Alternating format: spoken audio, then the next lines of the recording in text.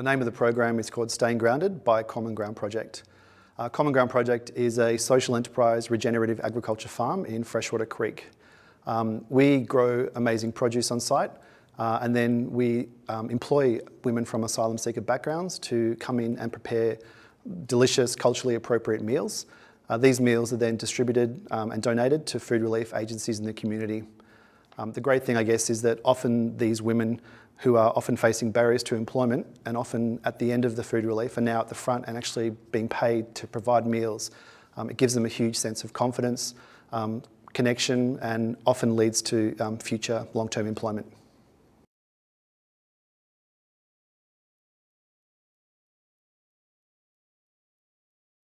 Hello, I'm Ivan Blackett. I'm the farm manager at Common Ground Project, and if we receive the funding from the P500 grant, we'll be using it to help cover my own wages and also our community engagement managers' wages, so that we can focus more on running these programs. And so it also takes a bit of the pressure off, allows us to grow more food that can go into the Staying Grounded program that is then donated out to the wider community.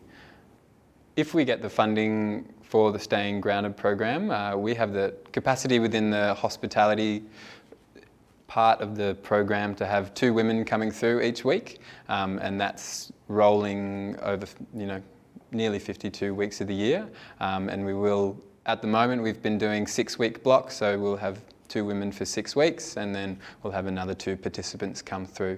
And then in terms of our horticulture, more food production side of our Staying Grounded program, we're hoping to have more on a weekly basis coming through on that. So we're connected with Diversitat in Geelong, and they have been helping us to find women who are sort of fit for the role. They work with a lot of migrants and a lot of asylum seekers.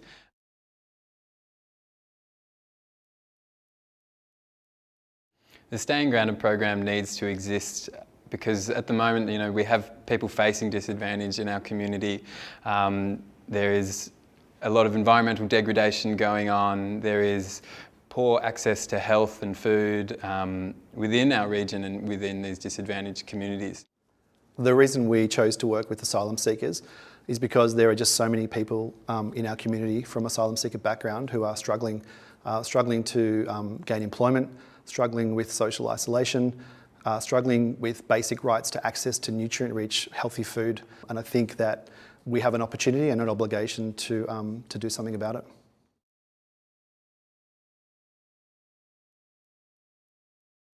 The Staying Grounded program will make a difference to the asylum seekers that we employ through providing them employment and also skills within the hospitality workplace.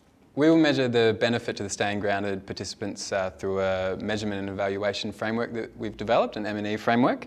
We'll be measuring the quantity of food distributed, the number of participants attending, as well as their subjective confidence and readiness for the workplace, and also any changes in their home food production levels.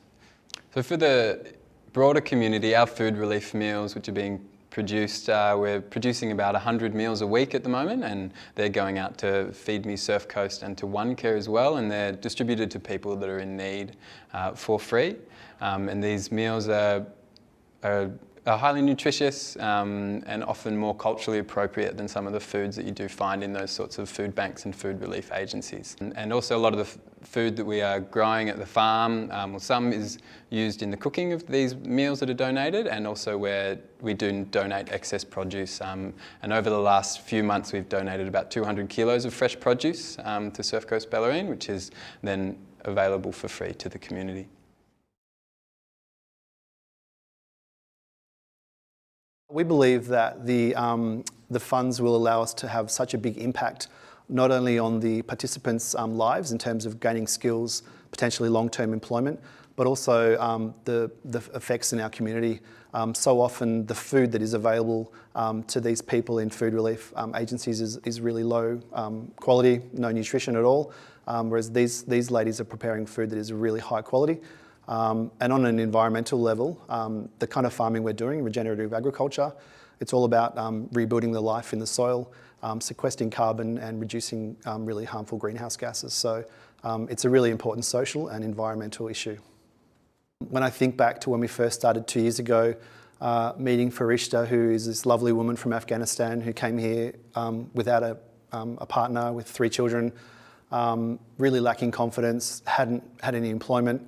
When I think of her now, after running through the program, she's managed to gain employment, confidence, but also amazing skills when it comes to, growing produce and educating her family the importance of nutritious food.